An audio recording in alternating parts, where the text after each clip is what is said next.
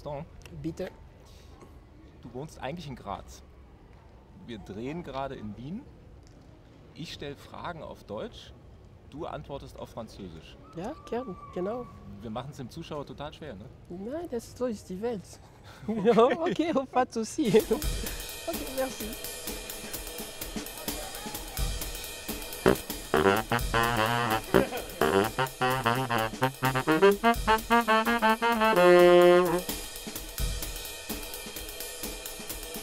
Hier ist doch gut.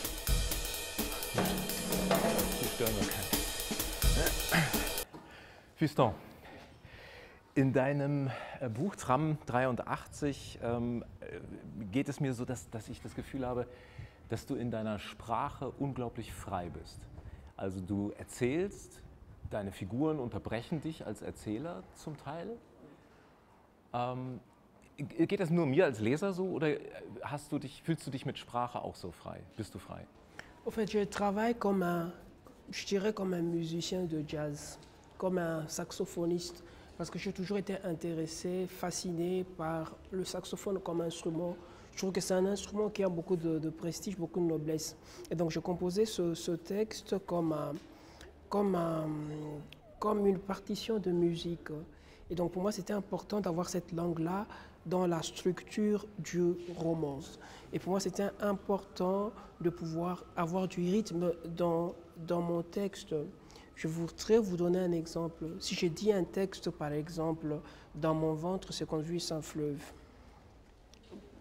Le texte n'a pas de sens. Mais si je le dis 2 fois, 3 fois avec beaucoup d'élégance. Dans mon ventre se convulse un fleuve, bougre et fainéant. Dans mon ventre se convulse un fleuve, bougre et fainéant, sale et immense, lugubre et vilain.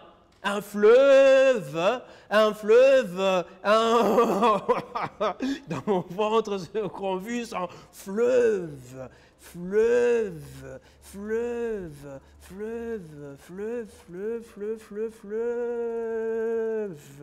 Pour moi, c'était important d'utiliser la langue comme un musicien.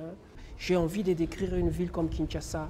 Comment mettre en lumière le bruit, les odeurs, le bruitage, tout ce qui se passe, qui relève de l'insolence, je dirais de l'insolence de la nature.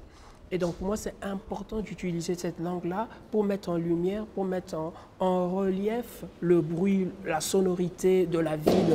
Parce qu'une ville qui vit, c'est une ville qui est d'abord avant tout sonore.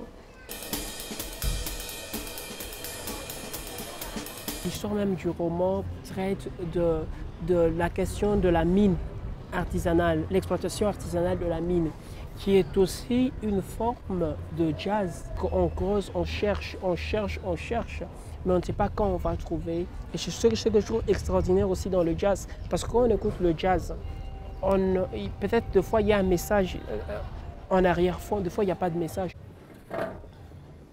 Hat dein Buch eine Seele? Kannst du die beschreiben? L'âme de ce roman, c'est déjà d'abord le personnage. Il y a 2 ou 3 personnages principaux, mais également une multitude d'autres personnages qui ont une âme, qui cherchent à vivre, qui veulent vivre, qui aiment la vie, qui vivent.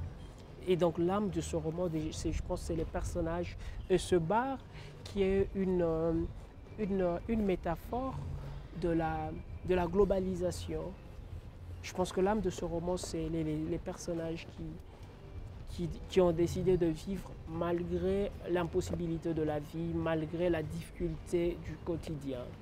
Je pense que l'âme de ce personnage, de ce livre, c'est les personnages. Peut-être aussi la langue, peut-être aussi les mots, parce que ce mot ouvre sur une autre, permet au livre d'être accessible, cette langue qui illumine le texte, qui traverse le texte.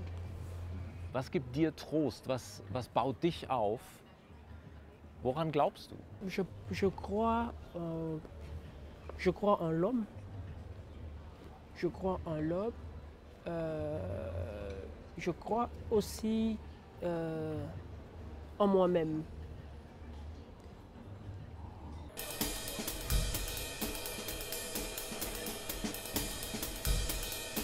Toute la nuit chronologie de la bière, de la musique, de la danse, de filles mères, de la première fraîcheur, de brochettes à base de chien et de la folie. Ceux qui sortaient la nuit connaissaient l'intrigue, disons la prosodie des événements, la convulsion des circonstances, le lugubre procession vers l'inconnu.